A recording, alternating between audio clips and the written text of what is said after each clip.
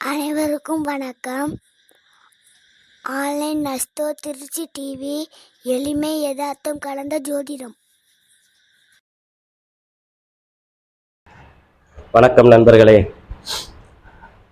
இன்றைய பதிவில் நம்ம 12 லக்னத்துக்கும் 8ஆம் அதிபதி செய்யக்கூடிய நன்மைகளும் தீமைகளும் அதை பற்றி பார்க்க போகிறோம். நம்மளுடைய ஆன்லைன் அஸ்ட்ரோ திருச்சி டிவியை புதுசாக பார்த்துட்டு இருக்கிற யாராக இருந்தாலும் ஒரு ரெக்வஸ்ட்டாக கேட்குறேன், சப்ஸ்கிரைப் பண்ணி வச்சுக்கோங்க. வீடியோவை ஸ்கிப் பண்ணாமல் முழுசாக பாருங்கள். வீடியோவை தள்ளி நகர்த்தி பார்க்க வேண்டாம். நீங்கள் முழுசாக பார்த்தா தான் உங்களுக்கு அது புரியும். சரி, நம்மகிட்ட கன்சல்டேஷன் பார்க்கணும்னு நினைக்கிறவங்க ஒரு கேள்வி 2 கேள்விக்கு 505 ரூபாய் கட்டணமும், ஒரு முழு ஜாதகம் பார்க்க 1010 ரூபாய் கட்டணமும் வசூல் பண்ணுறோம். மேக்சிமம் ஃபோன் பண்ணி யாரும் கேட்காதீங்க. இந்த நம்பர் தான் வாட்ஸ்அப் நம்பர். வாட்ஸ்அப்லேயே என்கிட்ட ஆன்சர் கேளுங்க. வாட்ஸ்அப்லேயே உங்களுக்கான பதிலை நம்ம கொடுத்துருவோம். ஓகே, இன்னைக்கு நம்ம பார்க்கக்கூடிய தலைப்பு முன்னாடி சொல்லிட்டோம். 12 லக்கணத்துக்கும் அஷ்டமாதிபதி தரக்கூடிய கெடுபலன்களோ நல்ல பலன்கள் என்ன அப்படின்னு.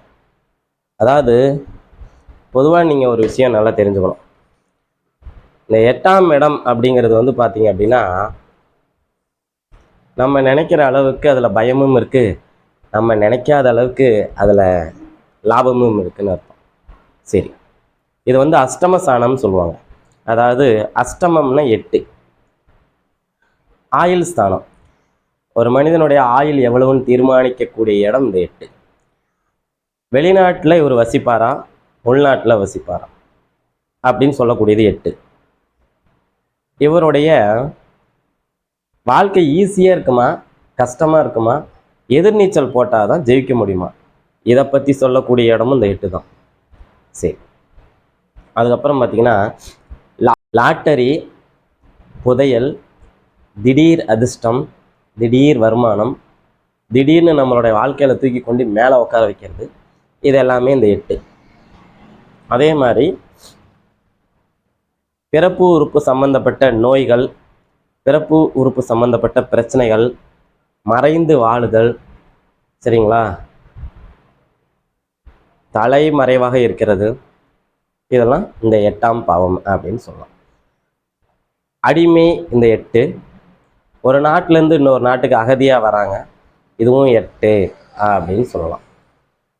பால்வினை நோய், பெண்களுக்கு இது மாங்கல்ய ஸ்தானம் அப்படின்னு சொல்லுவோம் இந்த 8. அதுக்கப்புறம் பார்த்தீங்கன்னா விவாகரத்து, சோம்பேறித்தனம், சுறுசுறுப்பு இல்லாமல் எதுலேயுமே மந்தமாக இருக்கிறது இந்த 8ஆம் அதிபதியுடைய வேலை, 8ஆம் இடத்தினுடைய வேலை. சரிங்களா, உயிர்களை சித்திரவதை செய்கிறதும் இந்த 8 தான். பஞ்சமகா பாதக செயல் செய்கிறதும் இந்த 8 தான். கடனால் கவலை அடைந்து அதன் மூலம் நமக்கு ஒரு நோயை கொடுத்து நமக்கு ஒரு பிரச்சனை கொடுக்கறதும் இந்த 8 தான் அப்படின்னு சொல்லுவோம். அதேமாதிரி துர்மரணம், ஆக்சிடென்டல் டெத்து 8. அதுக்கப்புறம் பார்த்தீங்கன்னா சிறை தண்டனை, இதை குறிக்கக்கூடிய இடமும் இந்த 8 அப்படின்னு சொல்லலாம். ஒரு சில நூல்களை நம்ம படிச்சிருக்கோம்.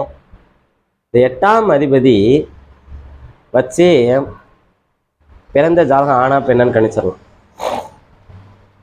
லக்னாதிபதி வைத்து சொல்கிறத விட 8ஆம் அதிபதி வச்சு சொல்லிடலாம் அப்படின்னு ஒரு குறிப்பு இருக்குது, ஒரு நூல்களில் இருக்குது, பழைய நூல்களில். சரி, இந்த 12 லக்கணத்துக்கும் இது 8ஆம் இடத்தினுடைய பலன்கள்லாம் சொல்லிட்டேன். இந்த 12 லக்கணத்துக்கும் 8ஆம் அதிபதி எப்படி வேலை செய்வார்னு பார்க்கலாம். முதலில் நாம் பார்க்கக்கூடிய லக்னம் மேச லக்னம். இந்த மேச லக்கணத்தின் 8ஆம் அதிபதி லக்னாதிபதியான செவ்வாயே வருவார். அதனால் அவர் லக்னாதிபதியின் பலனையும் தருவார், 8ஆம் அதிபதி பலனை சேர்த்து அவரே தான் கொடுத்தாகணும். கொஞ்சம் வடிவேல் சார் சொல்லாமல் லேசு வாக்கில் கேளுங்க அப்படிங்கிற மாதிரி லேசு வாக்கில் ஒரு கஷ்டத்தை கொடுத்துருவார். ரொம்ப ஸ்ட்ராங்கெல்லாம் போட மாட்டார், லேசாக ஒரு தட்டு. ஏன்னா அவரே லக்னாதிபதி, காப்பாற்றவும் செய்யணும், அவரே நமக்கு இந்த நம்ம முன்னாடி சொன்ன 8ஆம் பாவத்தினுடைய பலன்களையும் செய்யணும் ஃபஸ்ட்டு. அப்போ செவ்வாய் மேச லக்னத்துக்கு அவரே 8ஆம் அதிபதியாக வர்றதுனால மேக்சிமம் அவங்க வெளியூரில் இருந்துட்டா நம்ம இதில் எல்லாமே பாசிட்டிவ் பலன் தான், நெகட்டிவ் பலனே கிடையாது. ஓகேங்களா? சரி, அதுக்கடுத்தது பார்த்தீங்கன்னா 8ஆம் இடம்ங்கிறது பார்த்தீங்கன்னா மருத்துவமனை செலவுகளையும் குறிக்கும். இந்த மேச லக்கணத்தில் பிறந்தவங்க அடிக்கடி மருத்துவமனைக்கும் போலீஸ் ஸ்டேஷனுக்கும் நீதிமன்றங்களுக்கும் அல்லது ஊரில் பஞ்சாயத்து பெரிய மனிதர்களை வச்சு சில விஷயம் சமரசம் பண்ணிக்கிறதும் இந்த மாதிரி விஷயங்களும் இவங்களுக்கு அந்த 8ஆம் இடத்தினுடைய வேலை செய்யும் அப்படின்னு சொல்லுவாங்க. 8 உறவுகளை பிரிக்கும். இப்போ லக்னாதிபதியே 8ஆம் அதிபதியாக வர்றதுனால பெரிய அளவில் உங்களுக்கு பாதிப்பை தரமாட்டார். ஆனால் சின்ன அளவில் கண்டிப்பாக பாதிப்பு உண்டு. சரி, அடுத்து ரிஷப லக்னம். இந்த ரிஷப லக்னத்தில் பிறந்தவங்களுக்கு வந்து 8ஆம் அதிபதியாக யார் வருவாங்க? குரு பகவான் வருவார். இந்த குரு இயற்கை சுபர். லக்னாதிபதியான சுக்கிரனுக்கு எதிர்த்தன்மை கொண்டவர். இவர் தேவர்களுக்கு குருனா சுக்கிரன் அசுரர்களுக்கு குரு. அப்படிங்கிற போது ஒரு துறையை சார்ந்த ஒரு அதிகாரியை இன்னொரு துறை சார்ந்த இன்னொரு அதிகாரி ஆதரிக்கவே செய்வார், எதிர்க்க செய்ய மாட்டார். இப்படி எடுத்துங்க அதை நீங்கள் எல்லாத்தையும் மாதிரி நம்மளும் சொல்ல வேணாம். அப்போ அவர் தேவர்களுக்கு அணி குரு, இவர் அசுரர்களுக்கு அணிக்கான குரு வந்து சுக்கிரன் அப்படின்னு சொல்லலாம். அப்போ குருவும் கஷ்டம் தருவார். அவர் தர கஷ்டம் வந்து வெளியில் தெரியவே தெரியாது. அப்படியே மனசுக்குள்ளாரையே போட்டு வெம்பின் நொந்து ஒரு மாதிரியான நிலைக்கு போய் நீங்கள் நிறைய ரிஷப லக்னம் நடந்து குரு தேசம் நடந்தவங்களாம் கேட்டு பாருங்க. இந்த ஜாதகம் வந்து 3, 6, 10, 11 அது மேச லக்கணத்துக்கும் அது பொருந்தும், இந்த ரிஷப லக்கணத்துக்கும் பொருந்தும். 12 லக்கணத்துக்குமே வச்சுக்கோங்க. 3, 6, 10, 11ஆம் இடங்களில் இந்த குரு பகவான் இருக்கும்போது, நட்பு நிலைமையில் இருக்கும்போது கண்டிப்பாக நல்ல பலன்களை தருவார். கெடு பலன்கள் குறைத்து நல்ல பலன்களை அதிகம் தருவார் அப்படின்னு வச்சுக்கணும். அப்போ ரிஷப லக்கணத்துக்கு 50% யோகம், 50% பாதகமும் இருக்குன்னு அர்த்தம். சரி, அதுக்கடுத்து மிதுன லக்னம். 8ஆம் அதிபதி யார்? சனி பகவான். அவரே 9க்கும் அதிபதி. அதனால் ஒரு திரிகோணாதிபதி ஒரு துர்ஸ்தானாதிபதியாக வரும்போது என்ன பண்ணுவார்? துர்ஸ்தானத்தினுடைய பலன்களை தான் அதிகம் தருவார். அந்த 9ஆம் அதிபதியுடைய பலன்களை அதிகம் தருவார், துர்ஸ்தானத்தின் பலன்களை அதிகமாக தரமாட்டார் அப்படின்னு சொல்லி பொதுவாக ஒரு பேச்சு நம்ம வைரலாக ஆகிட்டுருக்கு. ஆனால் அப்படி கிடையாது. சனி பகவானும் எந்த கிரகமோ இரு ஆதிபத்தியம் பெற்று எந்த வீட்டோடு அவர் தொடர்பு கொள்கிறாங்களோ அந்த வீட்டினுடைய பலனை அதிகம் தரும். ஒரு உதாரணம் பார்த்துடலாம். இப்போ மிதுன லக்னம்னு சொல்லிட்டோம். 8ஆம் இடம் மகரம். விருச்சிகத்தில் இருக்கக்கூடிய சனி மகரத்தை பார்க்கும்போது கண்டிப்பாக இங்கே 8ஆம் இடத்தினுடைய பலன் அதிகமாக நமக்கு கெடுபலனை செய்யும். 2ஆம் இடத்துல வந்து சனி கடகத்திலிருந்து அவர் தன்னுடைய 7ஆம் பார்வையாக மகரத்தை பார்க்கக்கூடிய பலனும் கெடுபலன்களை செய்யும். குருவுடைய பார்வையிலையும் குருவுடைய இணைவிலையும் சுக்கிரனின் பார்வை இணைவில் இருக்கும்போது, வளர்பிறை சந்திரனுடைய தொடர்பில் இருக்கும்போது இதெல்லாம் விதிவிலக்கு. அப்போது 8ஆம் அதிபதி பலனையும் 9ஆம் அதிபதியும் பலனை கொடுக்கும்போது பார்த்தீங்கன்னா இங்கேயும் 50க்கு 50 தான் நல்ல பலன்களை வந்து அவங்க தருவாங்க அப்படின்னு சொல்லுவாங்க. ஓகேங்களா? அதே அமைப்பு தான். சரி, அதுக்கு அடுத்தது கடகலக்கணம். கடகலக்கணத்துக்கு ஆல்ரெடி 8ஆம் அதிபதி சனி, அவரே 7ஆம் அதிபதியும் வருவார். அப்போது இந்த அமைப்பில் இருக்கும்போது பார்த்தீங்க அப்படின்னா என்ன நடக்கும்? அவரே 7ஆம் அதிபதி, அவரே 8ஆம் அதிபதி. ஒரு கேந்திரத்துக்கும் ஒரு துரஸ்தானத்துக்கும் அவரே அதிபதி ஆகிடுறாரு. அப்போது அந்த லக்னாதிபதிக்கு அவர் ஆப்போசிட் கிரகம். கண்டிப்பாக இந்த இடத்துல அதிகபட்ச 8ஆம் இடத்தினுடைய பலனையும் குறைந்தபட்ச 7ஆம் இடத்தினுடைய பலன்களையும் தான் சனி பகவான் செய்கிறாரு. இது நம்ம வந்து யதார்த்தமாகவே நம்ம வரக்கூடிய ஜாதகங்கள்லாம் பார்த்து நிரூபிக்கிறோம். சரிங்களா? அப்போ கடகலக்கணத்துக்கு 8ஆம் அதிபதி அமைப்பு எங்கேயாச்சும் வளர்பிறை சந்திரன் பௌர்ணமி சந்திரனுடைய பார்வையில் சனி பகவான் இருக்கும்போது கூடுதல் சிறப்பு, குரு பகவானின் பார்வையில் இருக்கும்போது நல்ல சிறப்பு, அல்லது குரு பகவானின் சேர்க்கையில் இருக்கும்போது சிறப்பு அப்படின்னு சொல்லலாம். சரி, அதுக்கப்புறம் பார்த்திங்கன்னா சிம்ம லக்னம். கடக லக்கணத்துக்கு 8ஆம் அதிபதியை பார்த்துட்டோம். அதுக்கப்புறம் சிம்ம லக்கணத்துக்கு பார்ப்போம். சிம்ம லக்கணத்துக்கு 8ஆம் அதிபதி வந்து குரு. அவர் லக்னாதிபதியான சூரியனுக்கு நண்பர் அப்படிங்கிற முறையில் இவர் பெரிய ஒரு கெடுபலனே தர மாட்டார். ரொம்ப நல்ல நிலைமையில் இருப்பார். அந்த 8ஆம் இடத்துக்கு மறைஞ்சு இருக்கும்போது கண்டிப்பாக 8ஆம் இடத்தின் பலனை நல்ல பலன்களாக 100% அவர் வந்து செய்வார் அப்படின்னு சொல்லலாம். கன்னி லக்னம். கன்னி லக்னத்துக்கு 8ஆம் அதிபதியுடைய அமைப்பு செவ்வாய். 8ஆம் அதிபதியாக வரக்கூடிய ஒரு செவ்வாய். இவர் கொஞ்சம் மோசமான பலனை தருவார்.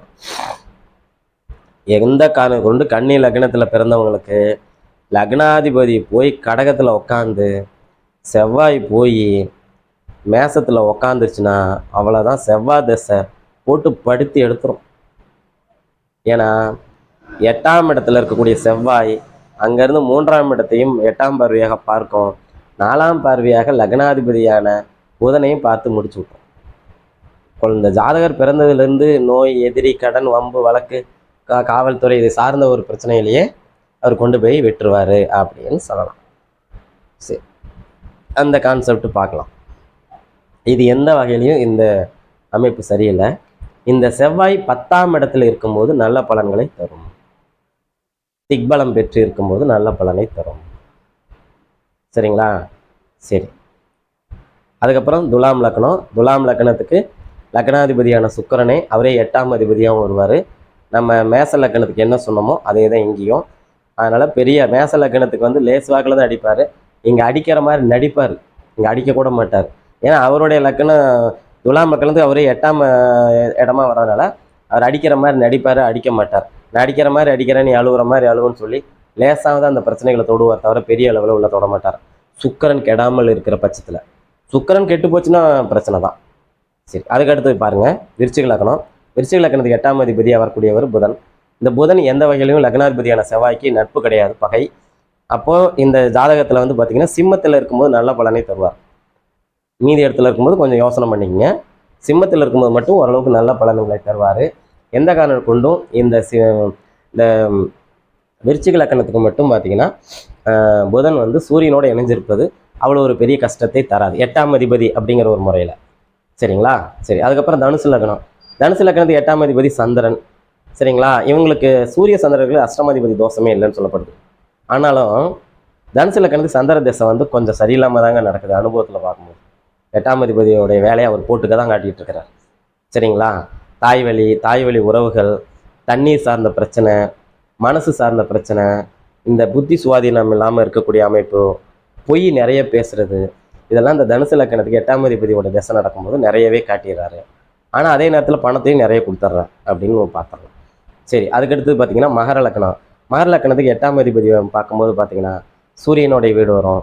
இங்கேயும் மூல நூல்களில் சொல்லப்பட்டிருக்கிற விஷயம், சூரிய சந்திரர்களுக்கு அஷ்டமாதிபதி தோஷம் இல்லை அப்படின்னு சொல்லப்பட்டாலும் மகர லக்னத்துக்கு சூரியன் கொஞ்சம் கெடுபலனை அதிகமாகவே செஞ்சுக்கிட்டு இருக்கிறாரு அப்படின்னு. நீங்கள் என்ன மகர லக்னம், மகர ராசியில் பிறந்த குழந்தைங்கள்லாம் பாருங்கள், சூரிய தேசத்தில் ரொம்ப கஷ்டப்பட்டுருப்பாங்க.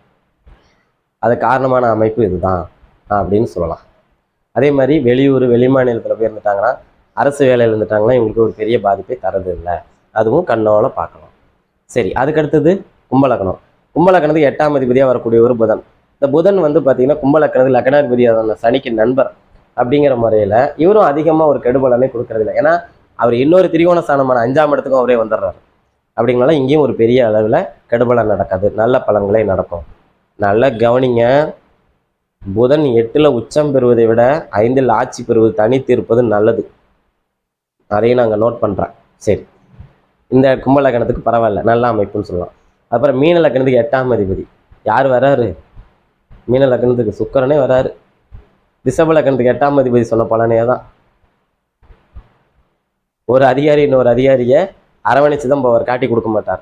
அப்படிங்கிற முறையில் கொஞ்சம் பாதிப்பு இருந்தாலும் ஒரு பெரிய அளவில் வெளியில் சொல்லி நம்ம ஒரு மனக்குமரல் ஏற்படுற மாதிரி ஒரு பெரிய பாதிப்பை தர மாட்டார். இருந்த போதிலும் சுக்கிரன் 8ஆம் இடத்தில் ஆட்சி பெறுவதை விட 3ஆம் இடத்தில் ஆட்சி பெறுவது இந்த மீன லக்னத்துக்கு நல்லா இருக்கும்னு சொல்லி அழகான இந்த வீடியோ பதிவை கண்டுகளித்த உங்கள் அத்தனை நல் இதயங்களுக்கும் என்னுடைய நன்றிகளும் வாழ்த்துக்களும். நன்றி, வணக்கம்.